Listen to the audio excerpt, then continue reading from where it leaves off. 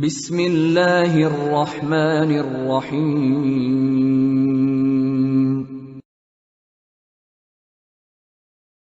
اس programme کی آخری کڑی استاذ محترم فضیلت الشیخ حافظ عبدالحسیب عمری مدنی حفظہ اللہ کو ہم دعوت دیتے ہیں۔ آپ فی الوقت کلیہ میاں نذیر حسین محدث الدہلوی کے استاذ ہیں۔ آپ کا عنوان ہے دعوت الی اللہ عصر حاضر میں سیرت نبوی کا ایک اہم تقاضا۔ جزاک اللہ خیر۔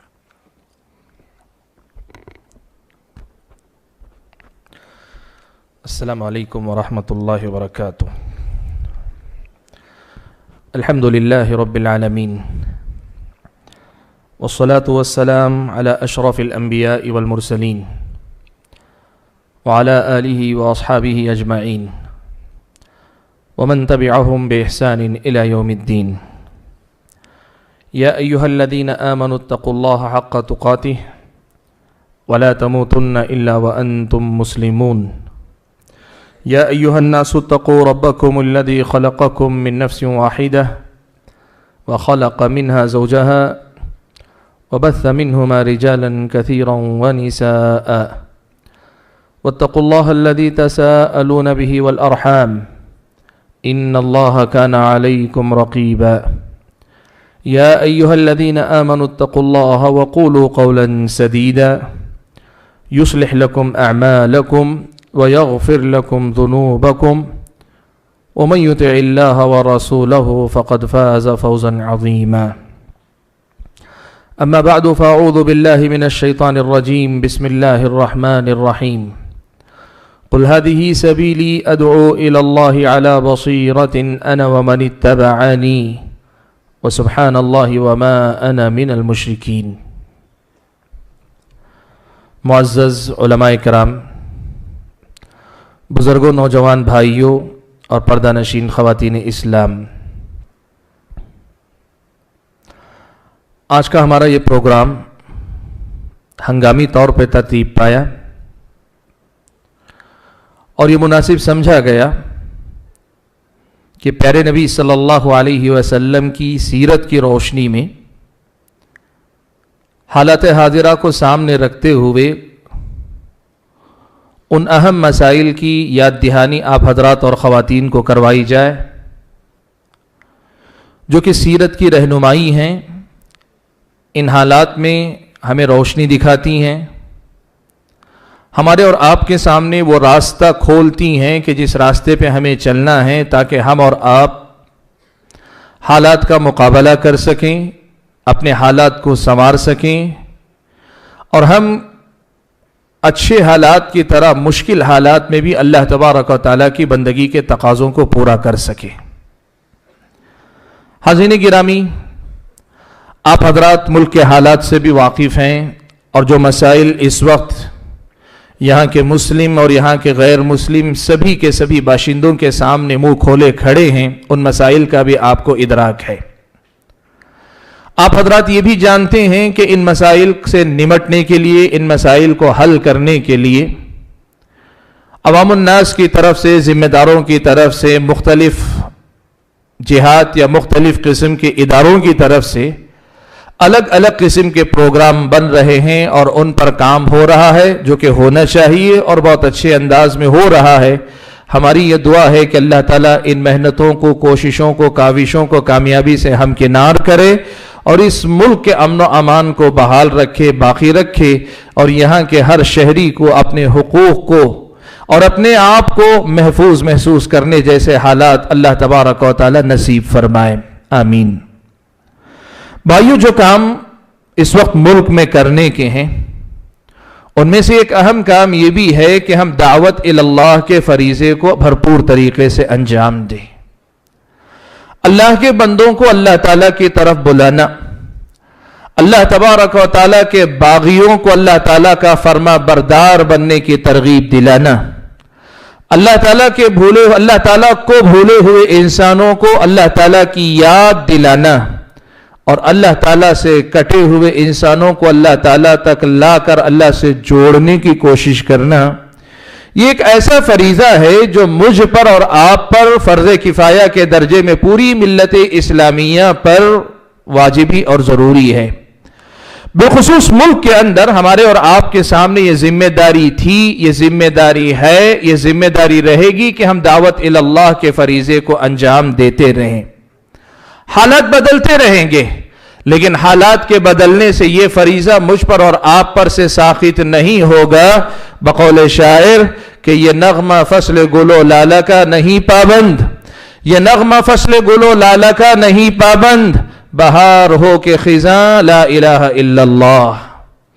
یہ میری اور آپ کی ذمہ داری بنتی ہے کہ ہم اور آپ یہاں کے ہر انسان تک اللہ تبارک و تعالیٰ کا پیغام پہنچائیں، اسے اپنی زندگی کا مقصد یاد دلائیں، اسے بتائیں کہ وہ اس دنیا کے لیے نہیں آیا، وہ یہاں حاکم ہے تب بھی، وہ محکوم ہے تب بھی، وہ حکمران ہے تب بھی، وہ رعایا ہے تب بھی، وہ اپنا ہے تب بھی، وہ پرایا ہے تب بھی. وہ زندگی چاہے جس حالت میں گزار رہا ہو، یہاں کا کوئی انسان یہاں کے لیے نہیں آیا ہے، وہ جنت سے نکالا گیا ہے، اسے واپس لوٹ کر پھر سے جنت میں بسنا ہے، جہنم سے بچنا ہے. یہ سبق اس دنیا کے ہر انسان تک، بالخصوص اس ملک کے ہر انسان تک پہنچانا یہ میری اور آپ کی ذمہ داری بنتی. میرے بھائیوں، پیارے نبی صلی اللہ علیہ وسلم کی زبانی اللہ تبارک و تعالیٰ نے ہم اور آپ کو یہی سبق یاد دلایا. اللہ نے فرمایا قل، اللہ کے نبی آپ کہہ دیجئے، بتا دیجئے، ہادی سبیلی، یہ میرا راستہ ہے، ادعو الی اللہ علی بصیرۃ انا ومن اتبعنی، میں اور میرے متبعین، میں اور میرے پیروکار بصیرت کے ساتھ اللہ تعالیٰ کی طرف بلاتے ہیں، بلاتے رہتے ہیں، دعوت الی اللہ کا کام کرتے رہتے ہیں.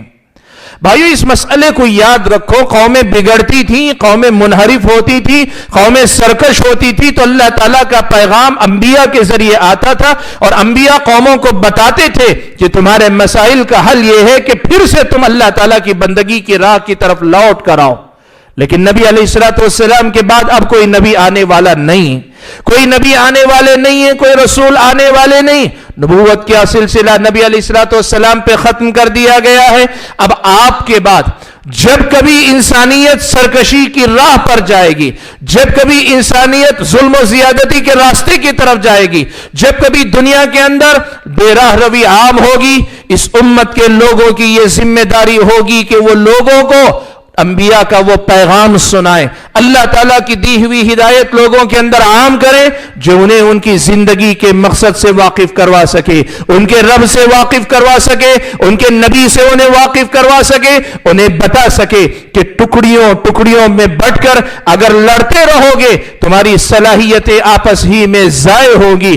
اگر تم سب ایک رب کے بندے بن جاؤ، ایک نبی کے امتی بن جاؤ، ایک دین کے علم بردار بن جاؤ، تو تمہاری ساری صلاحیتیں انسانیت کی ترقی پر لگے گی، انسانیت کو سربلند اٹھانے کی طرف لگے گی. یہ پیغام دینا، یہ پیغام سنانا نبی علیہ السلام کے بعد ملت اسلامیہ کا فرض ہے، امت محمدیہ کا فرض ہے. اور اگر ملک کے حالات میں اگر کہیں تو پھر یہ بات یاد رکھیں کہ یہاں کے ہر غیر مسلم تک اور مسلمانوں میں سے جو بھی جتنا دور اللہ تعالیٰ سے ہے اس تک یہ پیغام پہنچانا ہم میں سے ہر ایک کی ذمہ داری بن جاتی ہے. میرے بھائیوں، آج یہ بات سچ ہے کہ حالات مخالف ہیں. لوگ اکثر ایک بات سمجھتے ہیں، سوچتے ہیں کہ ہم نے ابھی دعوت و تبلیغ کا کام کیا نہیں ہے، پھر ہمارے سامنے اتنے مسائل ہیں، اتنے مشکلات ہیں. اب اگر ان مخالف حالات میں اگر ہم اسلام کی تبلیغ کریں گے تو ہماری مخالفت اور بڑھ جائے گی، ہمارے مسائل اور بڑھ جائیں گے.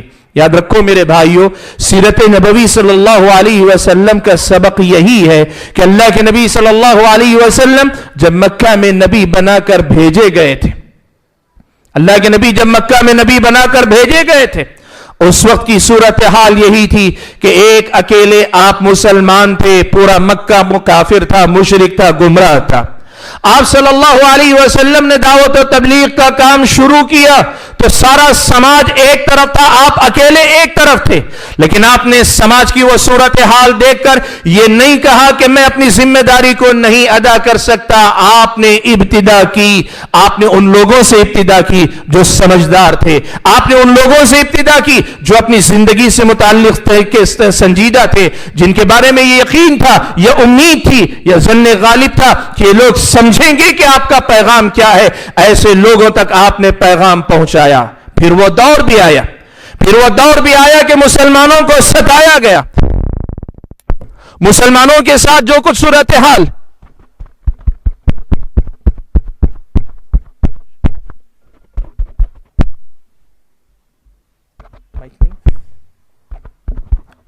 جی ٹھیک ہے. پھر وہ دور بھی آیا کہ نبی علیہ الصلوۃ والسلام کے ساتھ آپ کے صحابہ کو ستایا جا رہا تھا، مارا جا رہا تھا، پیٹا جا رہا تھا، کئی لوگوں کی جان تک لے لی گئی.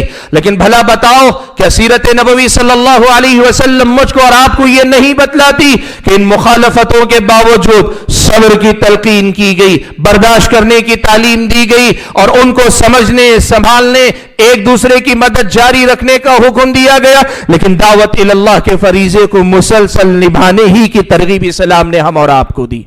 نبی علیہ الصلوۃ والسلام نے اپنی دعوت سے کبھی دستبردار ہونا گوارا نہیں کیا. موافق حالات تھے تب بھی آپ نے کام کیا، مخالف حالات تھے تب بھی آپ نے دعوت اللہ کا کام کیا. حالات یہ نہیں طے کرتے کہ ہم کب کام کریں کب نہ کریں. ہمیں تو یہ حکم ہے کہ ہر دم ہم لوگوں کو اللہ تعالیٰ کے بندوں کو اللہ تعالیٰ کی طرف بلاتے رہیں، لوگوں کو اللہ تبارک و تعالیٰ سے متعارف کرواتے رہیں، نبی علیہ الصلوۃ والسلام کی پہچان دنیا والوں کو دینے کی کوشش کریں.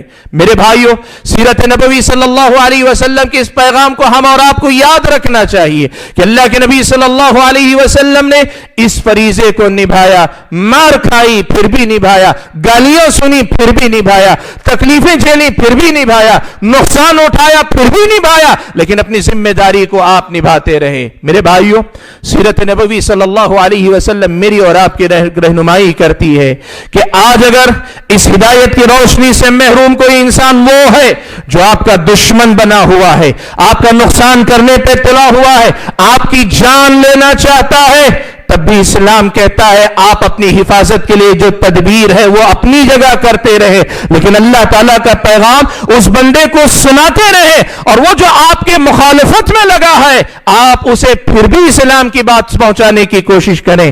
وہ آپ کو بگاڑنے کی بات کرے، آپ اسے بنانے کی فکر میں لگے رہے. آپ نے دیکھا پیارے نبی صلی اللہ علیہ وسلم نے طائف کے میدان میں کیا صورتحال دیکھی. اللہ کے نبی صلی اللہ علیہ وسلم کو مارنے پر تلے ہوئے، پتھروں کی بارش ہوئی، نبی علیہ الصلوۃ والسلام کے پیچھے اوباشوں کو لگایا گیا، ہر طریقے سے اللہ کے نبی صلی اللہ علیہ وسلم کو جسمانی، ذہنی، ہر طرح کی تکلیف دی گئی. لیکن اللہ کے نبی صلی اللہ علیہ وسلم نے کیا کیا؟ ان تکلیف دینے والوں کی تکلیف سے بچنے کے لیے آپ نے طائف چھوڑ دیا. اللہ کے نبی صلی اللہ علیہ وسلم وہاں سے نکل آئے، لیکن اللہ کے نبی نے ان لوگوں کی ہدایت کی جو حرص اپنے اندر تھی، ان لوگوں کی ہدایت کی جو فکر آپ کے اندر تھی، ان لوگوں کی ہدایت کے لیے جو تڑپ آپ کے اندر تھی، اللہ کے نبی صلی اللہ علیہ وسلم نے اس کو نہیں چھوڑا. شہر چھوڑ کر نکل آئے لیکن ان کی ہدایت کی فکر نہیں چھوڑی. اور فرشتے نے آ کر بدلہ لینے کی بات کی. اللہ کے نبی صلی اللہ علیہ وسلم نے جب یہ دیکھا کہ آپ تو ان کے شر سے بچ کے نکل آئے ہیں، تو اب آپ نے بدلہ لینے کے بجائے ان کی ہدایت کی فکر کی. پتہ کیا چلا؟ سیرت نبوی کا یہ پیغام ہے کہ اگر کوئی آپ کو بگاڑنے پہ تلا ہوا ہے، آپ اپنے آپ کو بچائیے، اپنا تحفظ کیجئے، لیکن اس بگاڑنے والے کو بھی بنانے والی فکر اپنی زندگی کے اندر اپنے ساتھ لے کر چلیے. نبی علیہ الصلوۃ والسلام یہ غزوے کے بعد اللہ کے نبی ایک درخت کے نیچے سائے میں لیٹے ہوئے، اللہ کے نبی کی تلوار ایک درخت پہ لٹکی ہوئی ہے. ایک مشرک جو ابھی اللہ کے نبی صلی اللہ علیہ وسلم پر ایمان نہیں لایا ہے، اللہ کے نبی صلی اللہ علیہ وسلم کا دشمن ہے، وہ موقع پاتا ہے، تاک میں لگا ہوا یہ دشمن دیکھتا ہے کہ تلوار ہے اور محمد بے سہارا لیٹے ہوئے، کوئی ساتھی بھی ان کے قریب نہیں ہے. وہ آتا ہے، تلوار نکالتا ہے، نیام سے باہر نکال کر نبی علیہ الصلوۃ والسلام کو جگا کر پوچھتا ہے، من ينقذك مني یا محمد، اے محمد آپ بتائیے کہ مجھ سے اور میں آپ کو قتل کر دوں، اس بات سے آپ کو کون بچا سکتا ہے؟ اللہ کے نبی صلی اللہ علیہ وسلم نے پورے اطمینان کے ساتھ، پورے یقین کے ساتھ کہا، اللہ اللہ تعالیٰ مجھے بچائے گا، یہ کہنا ہی تھا کہ اس کی تلوار اس کے ہاتھ سے چھوٹ کر گری، اللہ کے نبی نے تلوار اٹھا لی۔ یہ کون ہے؟ وہ جو ایک لمحہ پہلے آپ کو قتل کرنے پہ تلا ہے۔ وہ کون ہے جو آپ کو آپ صلی اللہ علیہ وسلم کی جان لینے پہ تلا ہوا تھا؟ اللہ کے نبی نے پلٹ کر پوچھا، آپ بتاؤ مجھ سے تمہیں کون بچائے گا؟ وہ آدمی کسی رب کو جانتا تو نہیں تھا، اس نے محمد صلی اللہ علیہ وسلم ہی سے کہا کہ آپ رحم کریں تو ممکن ہے۔ اللہ کے نبی صلی اللہ علیہ وسلم نے کیا کیا؟ اس آدمی کے شر سے جب بچ گئے، اللہ کے نبی نے بدلہ لینے کی بات نہیں کی، اللہ کے نبی نے بدلہ لینے کی بات نہیں کی۔ اللہ کے نبی نے اس آدمی کو اسلام کی تبلیغ کی، اس آدمی کو اللہ تعالیٰ نے اسلام کی سمجھ دے دی تو اس نے اسلام قبول کر لیا۔ میرے بھائیوں، سیرت نبوی کا یہ پیغام ہے کہ آپ کا مخالف اگر آپ کا نقصان کرنا چاہتا ہے، آپ بچیے، بچائیے، خود کو بچائیے، دوسروں کو بچائیے، پورے ملک کو بچائیے، لیکن ساتھ ہی یہ بات یاد رکھیے، آپ بدلہ لینے والوں میں سے نہیں، آپ دنیا کو بربادی کا پیغام سنانے والوں میں سے نہیں، آپ ان لوگوں کو آباد کرنے، ان کو ان کے رب کی پہچان دلانے والے، ان کو ان کے نبی سے جوڑنے والے اور ان کو ان کی زندگی کے مقصد سے واقف کروانے والے لوگ ہیں۔ اور اگر غیر مسلموں میں سے کوئی آپ کا موافق ہے، وہ آپ کی مخالفت نہیں کر رہا ہے، وہ آپ کے ساتھ کھڑا ہوا ہے رشتے ناتے کے حوالے سے، خاندان قبیلے کے حوالے سے، یا کچھ نہیں تو انسانی ہمدردی کے حوالے سے آپ کے ساتھ کھڑا ہوا ہے، اسلام کہتا ہے اس کی ہمدردی کے شکر گزار رہیے، اس کا لحاظ رکھیے کہ اس نے مشکل وقت میں آپ کا ساتھ دیا ہے، لیکن اس کے ساتھ بھی حقیقی خیر خواہی یہ ہے کہ اسے بھی اس کے رب سے واقف کروانے کی کوشش کیجیے، اسے بھی اس کے رب سے جوڑنے کی کوشش کیجیے۔ حضرت حمزہ نبی علیہ السلام کے چچا ہیں۔ حضرت حمزہ کو پتا چلا کہ ابو جہل نے اللہ کے نبی کو گالیاں دی، اللہ کے نبی کو تکلیف دی ہے، اللہ کے نبی صلی اللہ علیہ وسلم کو پریشان کیا ہے۔ شکار سے ابھی لوٹے ہی تھے، تیر کمان اپنے ہاتھ میں ہی تھا، پتا چلا، گھر جانے کے بجائے سیدھے ابو جہل کے پاس گئے اور جا کر اسی کمان سے ابو جہل کے سر پہ مارا۔ نبی علیہ السلام کی مدد کی، آپ کے ہمدرد ہیں، اور آ کر اللہ کے نبی سے کہنے لگے کہ اے محمد آپ مطمئن رہیں، ابو جہل نے آپ کو پریشان کیا تھا، میں نے آپ کا بدلہ لے لیا ہے۔ اللہ کے نبی کیا خوش ہو کر مطمئن ہو گئے؟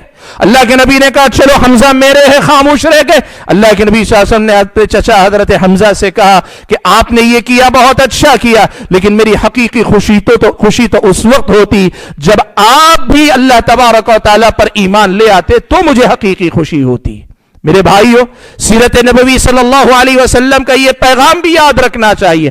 آج وہ غیر مسلم، آج وہ ہندوستانی، آج وہ ملک کے شہری، انصاف پسند شہری، انسانیت کے نام لینے والے شہری، آج اگر آپ کے ساتھ کھڑے ہیں، آپ پر ان کا حق بنتا ہے کہ انہیں ان کے رب سے واقف کروائیے، ان کے نبی سے ان کو جوڑیے اور ان کے دین سے ان کو جوڑنے کی کوشش کیجیے۔ میرے بھائیوں، پیارے نبی صلی اللہ علیہ وسلم کی سیرت کے اس سبق کو ہم اور آپ کو صبح و شام یاد رکھ کر اس فریضے کو نبھانے کی کوشش کرنی چاہیے۔ میں یہ بات بتاؤں آپ کو کہ ہوگا جب ہم اور آپ اس دین کی تبلیغ کرنے کی بات کریں گے، اسلام یہاں کے غیر مسلم تک پہنچانے کی بات کریں گے، تو یہاں کے غیر مسلم کی طرف سے یہ آوازیں اٹھے گی کہ دیکھو یہ دین بدلنے والے لوگ ہیں، یہ مذہب تبدیل کرنے کی بات کر رہے ہیں، یہ لوگ ہمارے مذہب کا خاتمہ چاہتے ہیں، اپنے مذہب کا فروغ چاہتے ہیں، یہ لوگ ہماری حکومتیں چھین کر ہمیں غلام بنانا چاہتے ہیں، خود حکمران بننا چاہتے ہیں۔ یہ بات غیر مسلم کی طرف سے یقیناً آئے گی۔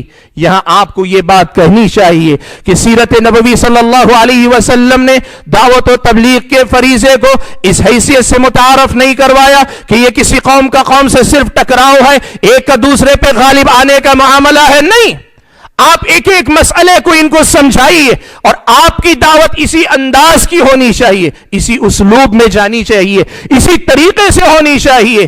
اگر وہ یہ کہتا ہے کہ آپ اسلام کی تبلیغ کر رہے ہیں، آپ میرے مذہب کو ختم کر کے اپنا مذہب لانا چاہ رہے ہیں، تو یہاں کے غیر مسلم کو دو بڑی باتیں سمجھانے کی کوشش کیجیے۔ وہ کسی بھی مذہب کا ماننے والا ہو، اسے یہاں کے غیر مسلم کو دو بنیادی باتیں سمجھانے کی کوشش کیجیے۔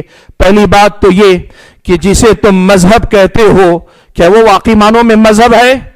یا پھر یہ کہ مذہب تھا وہ، لیکن آج تک بدلتے بدلتے تحریف در تحریف ہونے کے بعد آج یہ صورتحال ہے کہ مذہب کی بنیادی کتابیں تک تمہارے پاس محفوظ نہیں رہ گئی، تمہیں تمہارے اپنے مذہب کی حقیقت کے بارے میں پتہ نہیں، تم غیر مسلم آپس میں اپنے مذہب کی بنیادوں پر متفق نہیں ہو۔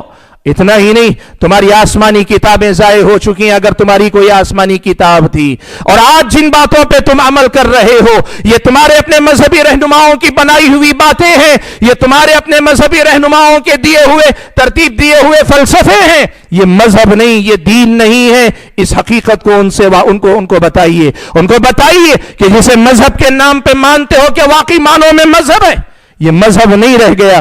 قرآن میں اللہ تعالیٰ نے کہا إِن يَتَّبِعُونَ إِلَّا الظَّنَّ وَمَا تَهْوَى الْأَنفُسُ، مشرکین کے بارے میں اللہ تعالیٰ نے کہا تھا یہ جس چیز کی پیروی کر رہے ہیں یہ بعض اوہام و خرافات ہیں، یا لوگوں کی اپنی خواہشات کے مطابق کچھ رسم و رواج ترتیب دے دیے گئے، یہ رسومات کے پابند ہیں، یہ کچھ اپنی کلچرل یا تہذیبی شناخت کے پابند ہیں۔ مذہب جو بنیادی چیز ہوتی ہے، بندے اور رب کا رشتہ آپس میں ایک دوسرے سے جوڑنے والا مذہب، جو انسانوں کو سیدھے راستے پہ چلانے والا، وہ مذہب کے نام پہ مذہب نہیں ہے۔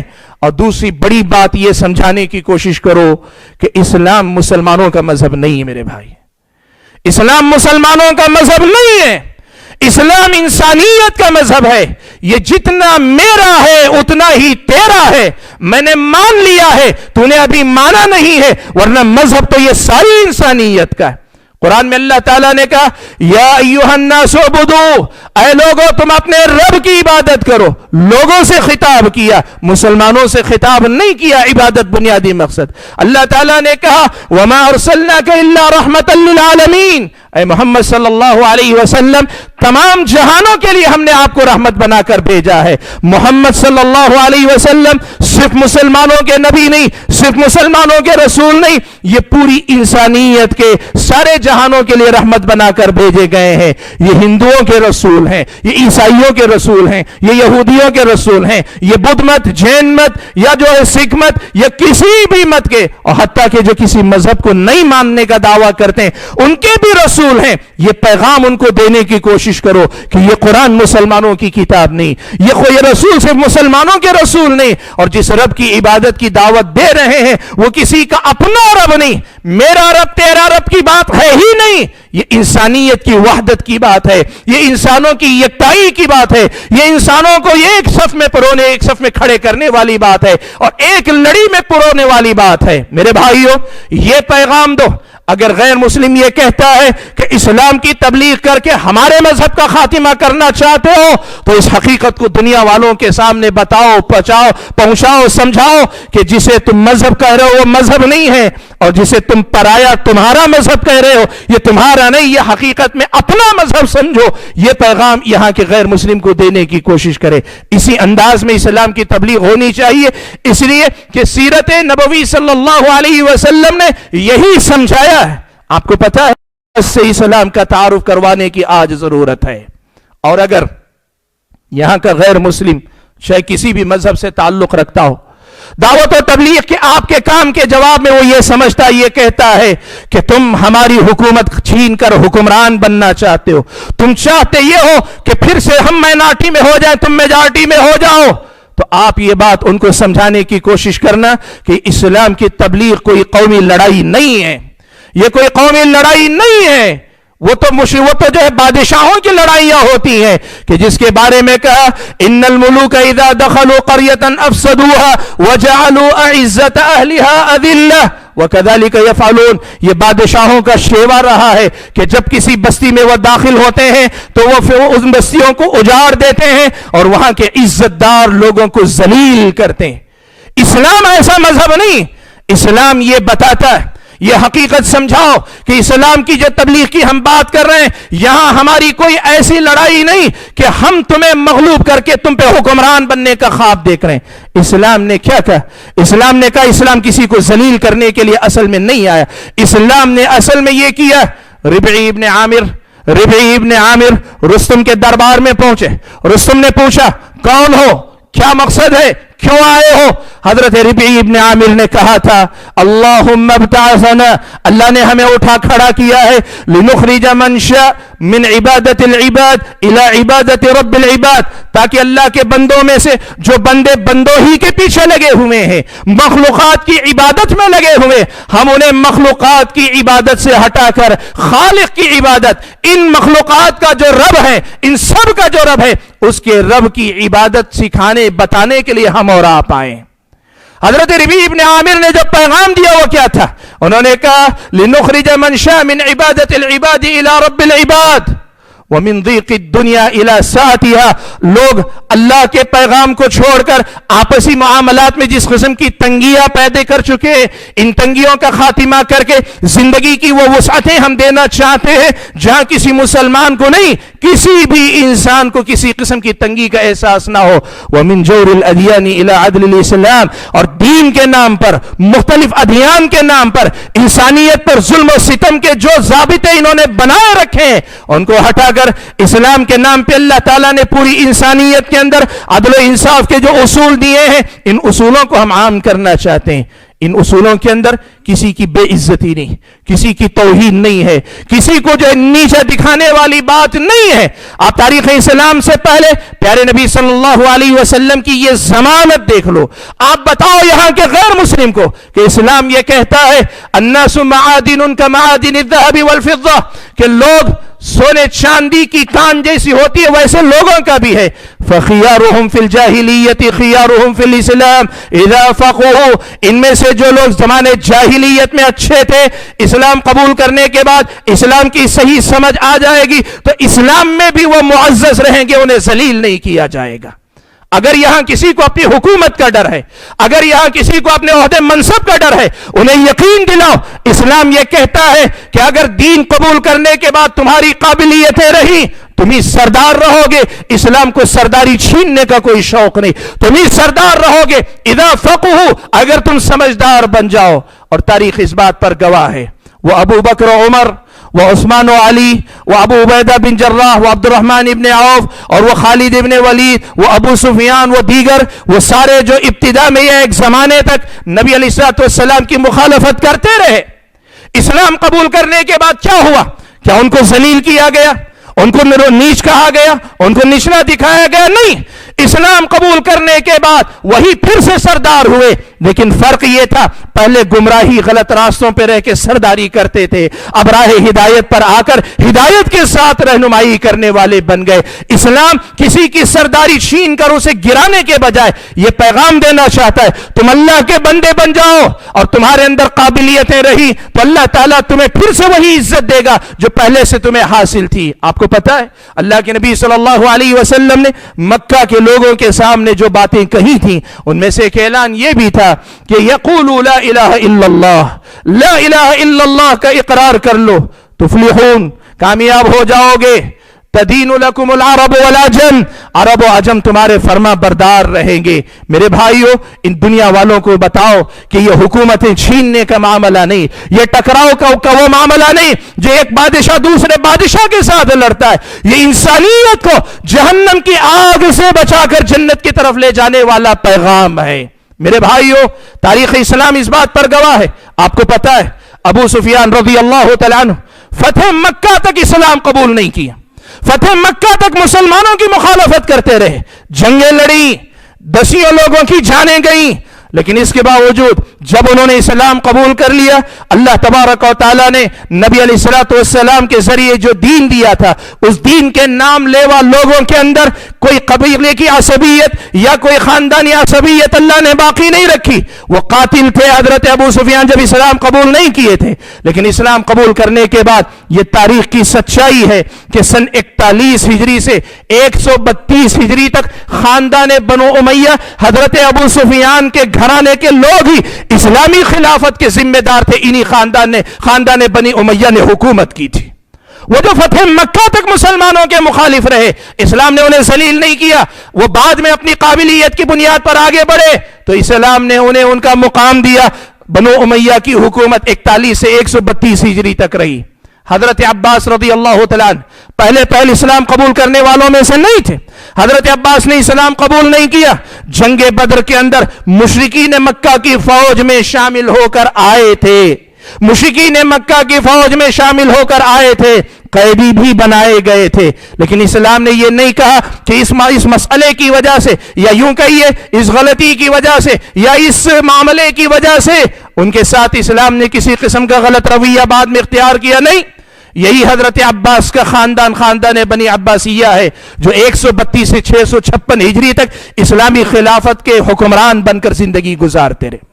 اسلام یہ کہتا, اگر کوئی یہ سمجھتا ہے کہ اسلام کی تبلیغ کے ذریعے حکومتوں کو گرانے کی بات ہو رہی ہے, تو ان کو سمجھائیے کہ حکومتوں کو گرانے کی بات نہیں, حکومتوں سمیت, افراد سمیت سب کو اللہ تعالیٰ کی بندگی کے دائرے میں لانے کا اصل میں یہ پیغام ہے. بھائیوں, میں بات کو زیادہ لمبی نہیں کرنا چاہتا, اصل بنیادی پیغام یہی دینا چاہتا ہوں. جہاں ہم بہت کچھ کر رہے ہیں وہیں یہ بات ہم یاد رکھیں کہ سیرت نبوی صلی اللہ علیہ وسلم کا یہ پیغام ہے کہ ہم ہر حال میں دعوت و تبلیغ کا کام انجام دیتے رہیں, اس فریضے کو بھرپور طریقے سے انجام دیتے رہیں. اور ایک بات یہ بھی میں بتانا چاہوں گا میرے بھائیوں کہ نبی علیہ الصلوۃ والسلام کی جو یہ بات, یہ سبق جو نبی کی سیرت سے مجھ کو اور آپ کو ملتا ہے, اس سبق کے اندر ایک بہت بڑی حکمت بھی پوشیدہ ہے.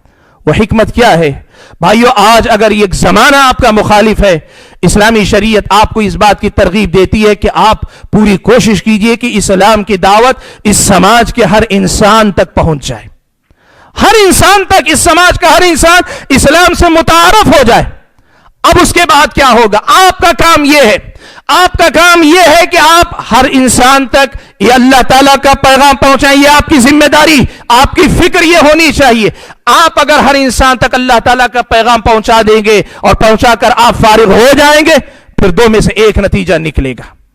ایک نتیجہ یہ ہو سکتا ہے کہ یہاں کے لوگوں کو اللہ تعالیٰ ہدایت دے دے, ان کی سمجھ میں بات آ جائے اور وہ سب کے سب اللہ تعالیٰ کی اس دین کے پیروکار ہو جائیں, تو یہ جھگڑے, یہ لڑائیاں, یہ سب قسم کا فساد خود بخود ختم ہو جائے گا. یا پھر یہ بھی ہو سکتا ہے کہ یہاں کی ایک بڑی تعداد اسلام قبول نہ کرے, وہ اسلام کو پہچاننے کے بعد اسلام کا انکار کر دے. تو انبیاء علیہ الصلوۃ والسلام کی سیرت بتلاتی ہے کہ جب اسلام کی تبلیغ کر کے لوگوں پہ حجت قائم کر دی جاتی ہے, قومیں کے قومیں پوری انکاری بن جاتی ہیں, تب اللہ تعالیٰ کی طرف سے آسمانی فیصلے آنے میں دیر نہیں ہوتی ہے.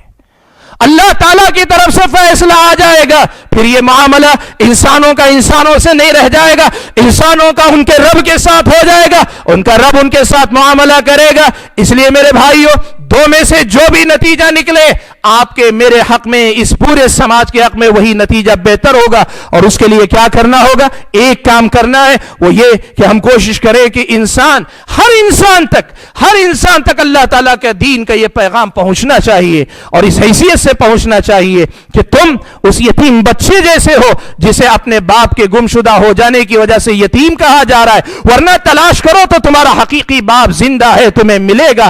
آج اس انسانیت کو بتانا ہے کہ تم اپنے رب کو پہچان نہیں رہے ہو, اسی لیے سرکش ہو. تم اپنے نبی کو پہچان نہیں پائے ہو, اسی لیے آج مخالفت پہ اڑے ہوئے ہو. تم نے اس اسلام کا چہرہ ابھی دیکھا نہیں ہے جو اسلام تمہارے لیے آیا تھا. تم سمجھتے ہو یہ پرایا ہے, یہاں کوئی چیز پرائی نہیں, یہ تمہاری امانت ہے, یہ تمہارے حوالے ہے. یہ پیغام لے کر ہم ہر آدمی تک پہنچنے کی کوشش کریں.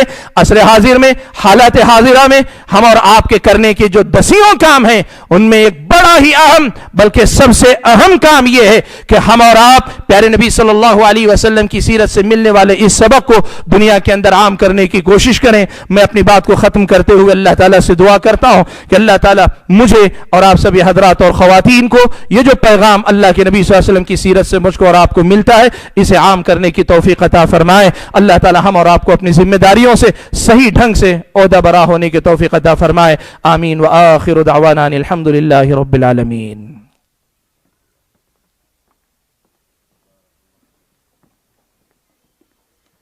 جزاک اللہ خیر و احسن الجزا. بارک اللہ فیک. یہ تھے استاذ محترم فضیلت الشیخ حافظ عبدالحسیب عمری مدنی حفظہ اللہ, جن سے دعوت اللہ عصر حاضر میں سیرت نبوی کا ایک اہم تقاضے کے موضوع پر ہم نے خطاب سماعت فرمایا اور شیخ سے ہم نے استفادہ بھی کیا. اللہ شیخ کو جزائے خیر دے. الحمدللہ اللہ تبارک و تعالیٰ کے فضل و کرم سے سیرت کے مختلف پہلوؤں پر ہم نے علماء کرام کے خطابات کو سماعت فرمایا. ضرورت اس بات کی ہے کہ ہم ان تعلیمات کو سننے کے ساتھ ساتھ حتی المقدور اپنی زندگیوں میں اس پر عمل پیرا ہوں اور سیرت نبوی صلی اللہ علیہ وسلم سے حاصل ہونے والے دعوتی، عقدی، تعبدی اور اخلاقی دروس کے ہر پہلو کو اپنی زندگی کا نصب العین بنا لیں. اس کے بعد لَإِن شَكَرْتُمْ لَأَزِيدَنَّكُمْ کے تحت میں ذمہ داروں کی جانب سے تمام علماء کرام کا شکریہ ادا کرتا ہوں کہ آپ نے اپنی مصروفیات کو بالائے طاق رکھتے ہوئے ہماری دعوت کو قبول کیا اور اپنے خطابات سے ہمیں استفادہ کا موقع دیا. اسی طرح میں تمام سامعین کا بھی شکریہ ادا کرتا ہوں کہ آپ نے اس پروگرام کی سماعت کے لیے اپنا وقت نکالا، اور اسی طرح ہم تمام والنٹیئرز کا بھی شکریہ ادا کرتے ہیں کہ جنہوں نے اس پروگرام کے نظم و ضبط میں اپنا کردار ادا کیا. اور آخر میں ادارہ اسلامک انفارمیشن سینٹر کے تمام ذمہ داروں کا شکریہ ادا کرتا ہوں جو کہ مختلف اوقات اور مختلف مکانوں میں رفاہی اور دعوتی کاموں میں اپنا کردار ادا کرتے ہیں. اللہ تبارک و تعالی ہم تمام کے نیک اعمال کو قبول فرمائے، ہماری خطاؤں کو درگزر کرے اور ہمیں نیک اعمال کی توفیق عنایت فرمائے. اسی کے ساتھ ساتھ اس مجلس کے اختتام کا اعلان کیا جاتا ہے. الحمدللہ بنعمتہ تتم الصالحات، سبحانک اللہم و بحمدک، اشہد ان لا الہ الا انت، استغفرک و اتوب الیک.